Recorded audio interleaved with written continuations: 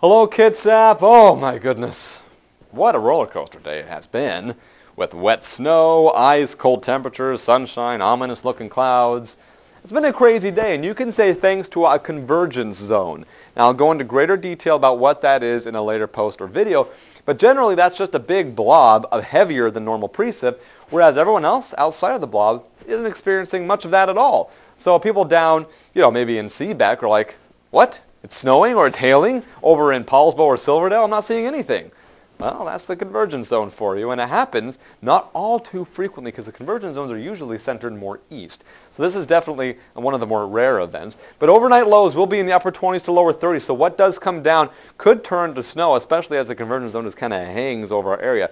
So look for a few spotty localized accumulations of around an inch or snow possible. Inch or so of snow possible around the area because, again, it'll be very icy, so that's prime for some sticking snow. Now, as we get towards tomorrow, we deal with more of a sticky mess, I guess you could say. Now, the precip starts around South Kitsap County around 5 to 7 a.m. It'll move into the rest of the area between 7 to 9 a.m. Now, here are the goods and bads.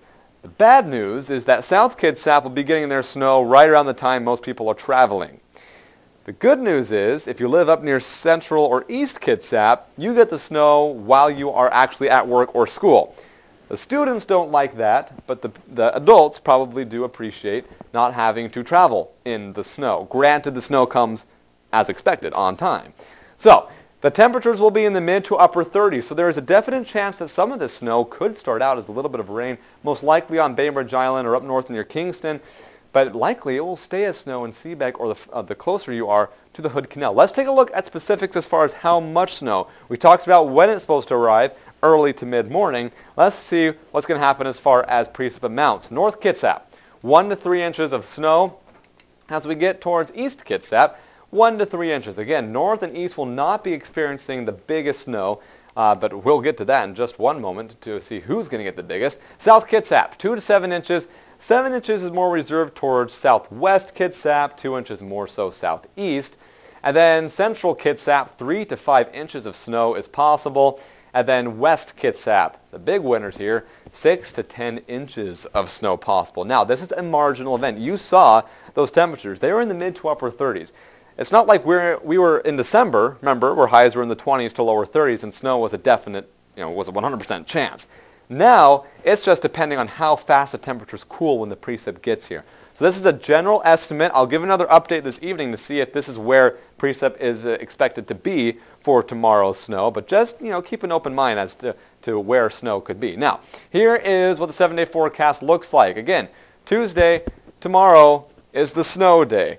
Remember to stay tuned. I beg of you, stay tuned as things could change. And then Wednesday onward, wow, Mother Nature does love us after all, as we have highs in the low to mid 40s, but overnight lows very cold, mostly 20s to lower 30s. The average low temperature is actually expected to be in the 20s. So a very cold overnight pattern and even pretty chilly during the day. So after the snow we get on Tuesday, a very pleasant pattern. Just kind of like what we experienced the first week or so of February before we got into this mess. So, there is your forecast. Remember to stay tuned to the updates for forecasting Kitsap, and have a fantastic and safe night.